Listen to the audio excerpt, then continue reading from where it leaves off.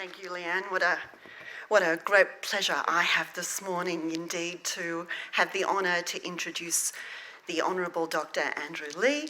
Obviously, we've asked him here this morning in his new capacity as the Assistant Minister for Competition, Charities and Treasury.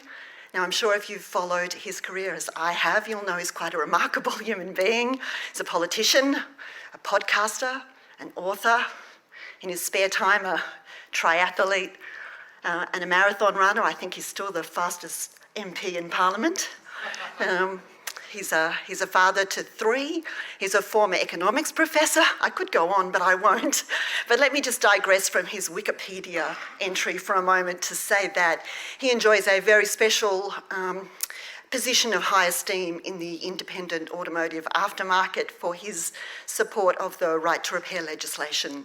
So we met with Dr. Andrew Leigh very early on, probably 2016, and we left that meeting, one of our first, and we said to each other, I think he gets it. He got it pretty quickly, and it was hard to explain to MPs that we didn't have the information we needed to fix motor vehicles, but he got it instantly. He then went on to meet with about 30 independent repairers at their workshops. It was a familiar scene.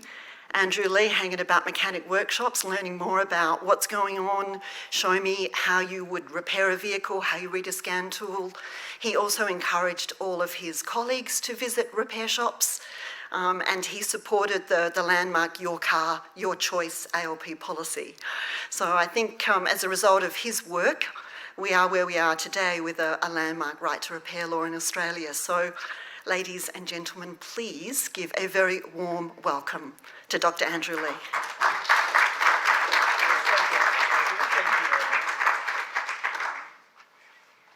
Well, thanks so much, Leslie. That is a warm and generous introduction. It feels kind of strange to be seeing you in such a clean environment. Leslie and I have been to many, many mechanics workshops together. This is the least greasy room we have been in for a very long time. But it's appropriate because we're talking about information and the sharing of information. So to be in the National Library is a pretty special place and an appropriate place for this important summit. Can I acknowledge Leanne Wiseman for bringing together today's important conversation and acknowledge the Ngunnawal people on whose lands we're meeting today. Dara Nuna, Dara Ngunnawal, Yungu, Nalamanyan, Dunimanyan, Ngunnawal Wari, Dara Wari, Dindi, Wangaralin Jin Yen. And acknowledge any Indigenous people present.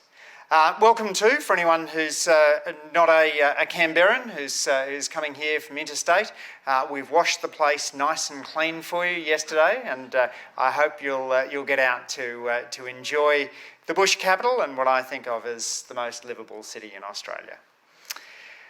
I also want to pay tribute to the consumer and industry representatives here today and to acknowledge your work in advocating for Australian consumers and business.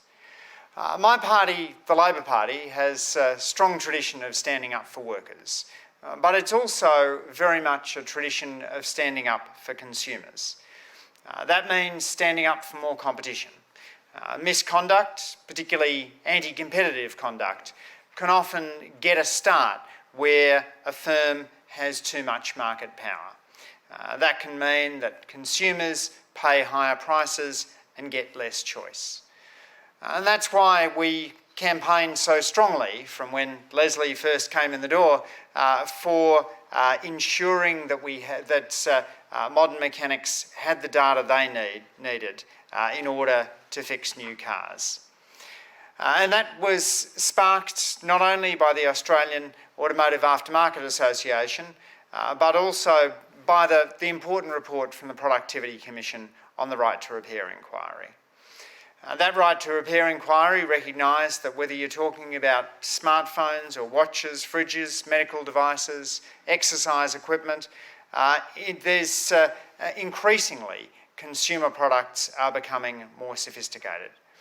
And the challenge for consumers globally and in Australia is that technological advances can increase the cost and the complexity of repairs. The way to offset that is by boosting competition in the repair sector.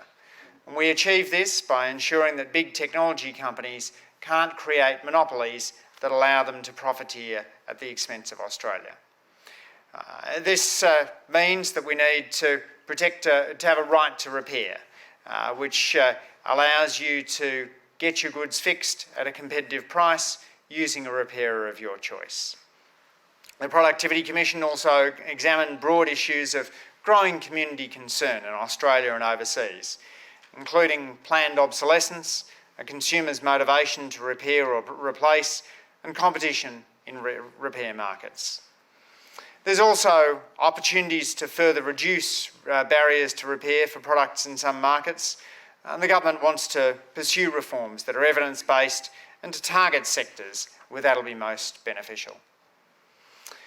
Australia's first right to repair law, the Motor Vehicle Service and Repair Information Sharing Scheme, launched on the 1st of July 2022. The Labor Party, through opposition, had campaigned for such a law to come in place, and I pay tribute to the former government for moving the legislation through Parliament and for getting the scheme up and running. In the process of running that campaign, as I mentioned at the start, had the opportunity to meet with a whole lot of independent repairers about the challenges that they were facing due to a lack of access to repair information. We're talking here about a $23 billion industry, over 23,000 independent repairers who were increasingly finding that they didn't have the data they needed to fix a modern car. New cars are computers on wheels, and real-time access to complex and unique information is now essential to completing many aspects of a repair or a service. When manufacturers restrict that information, that stifles repairers' ability to compete, which drives up prices for consumers. Car manufacturers generally own and control the technical information, and before the scheme came into place, would only share it with their dealership networks and affiliated repairers, making it hard for independent repairers to effectively compete. In essence, they were selling new cars like inkjet printers, not making much money on the initial sale and hoping to recover money by selling the cartridges further down the track. As Stuart Charity from the Australian Automotive Aftermarket Association put it, the industry before this information sharing scheme came into place had to use workarounds. And those workarounds could take 4 or 5 hours to solve an issue that should have been able to be solved in 15 minutes. Stuart Charity said sometimes cars were towed back to the dealership just to put a PIN code in. And that was a particular issue in rural and regional Australia. Many regional areas don't have the particular authorised dealer for the kind of car that's being sold, meaning people are forced to drive sometimes hundreds of kilometres to find one. Let me give you just one example. I visited Island Auto Repairs on Bongaree in Bribie Island. And on Bribie Island, many of the residents are older. They've retired to Bribie Island because the roads are calm and the place is connected by a small bridge to the mainland, but people don't come across very often. And many of the residents of the island said they were happy driving their car around the island, but they were nervous as they'd gotten older about driving onto the mainland. But that meant that their local repairer was playing a critical role. And if the local repairer couldn't get the information they needed to turn off a service light, then people on Bribie Island either couldn't get their cars serviced or were forced to do a dangerous drive. The scheme changes that.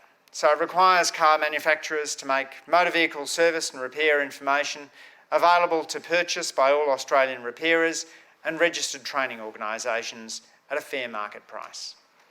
With significant backing from industry, the scheme demonstrates we can overcome new barriers to competition to the benefit of business and consumer alike. As Leslie had mentioned, I went with many of my party colleagues to mechanics workshops to get a sense of the challenges that independent mechanics were facing on the ground. And we came away with a simple principle. Whether you own a Toyota Corolla or a Ford Ranger, everyone should have the choice about where they get their car repaired. And the scheme delivers on that, and aiming to reduce the cost of owning and maintaining a car. At a time when cost of living is the phrase on everyone's lips, it's more important than ever to ensure that people have the freedom to get their car fixed at an independent mechanic, which tend to be cheaper than authorised dealers. The ACCC will monitor and enforce the scheme to ensure information is shared consistently and on time. Where necessary, they've got the power to take enforcement action with a maximum penalty of $10 million for systematic breaches of the scheme. And the scheme could not have taken off without the work of industry stakeholders who championed its development every step of the way. We'll continue to work together as the scheme rolls out to ensure its success. As part of its Right to Repair report, the Productivity Commission recommended a super complaint process to fast-track ACCC investigations into issues that undermine Australians' consumer rights under law. Consumer guarantees are a critical part of the Australian consumer law. They automatically apply wherever you live in Australia and provide businesses with the certainty of a single national law. The Albanese government takes those guarantees seriously, which is why we're committed to ensuring that the regulators are even more responsive to the needs of Australian consumers and Australian businesses. How might the super complaint process work? Well, it might be a group that operates a range of financial counselling helplines, which might notice a particular pattern of predatory behaviour and is able to say to the ACCC, you should look into this. Don't just treat this as like a random complaint coming through the door. Treat it like a super complaint, because we're coming to you with our expertise and operating financial counselling lines. And then the ACCC would be required to follow up with a response by a particular timeline and state how they intend to deal with the matter. We think that a super complaints process will ensure that the ACCC is even more responsive to the needs of consumers and business. We need to do the groundwork. As the Productivity Commission has noted, the super complaints system needs clear operational principles, designed in consultation with the ACCC, state and territory regulators, and consumer and industry groups. That consultation is how we intend to operate as a government. That will mark the Jobs and Skills Summit that will take place in the beginning of September. It marks the climate change bill that went through Parliament this week. We're keen to take a big tent approach to governing, to build coalitions in business, consumer groups, academics, unions, and find common consensus on big challenges facing Australia, like climate change, and more modest challenges, such as super complaints. It's the way this government will operate. So, thank you very much for the chance to speak to you today. I'm passionate about information and data sharing, as Leslie can tell you. I'm passionate too about the issue of competition and the important role that I believe it can play in boosting productivity in Australia. Productivity growth has languished over the past decade as small businesses struggle to get a foothold in the market. It is really important that we create opportunities for small businesses to grow and prosper, for firms to challenge the incumbents. I don't want an Australian economy where pretty much any sector you name is dominated by one or two big firms. I want to ensure that our competition regulators are doing as competition regulators are now beginning to do in both Europe and the United States, to recognise that big is not always beautiful, and that it's important to look at the ways in which large firms can stifle innovation across the economy. So I'm looking forward to hearing from my sources as to what comes out of today's summit, and thank you very much for putting together this important conversation today.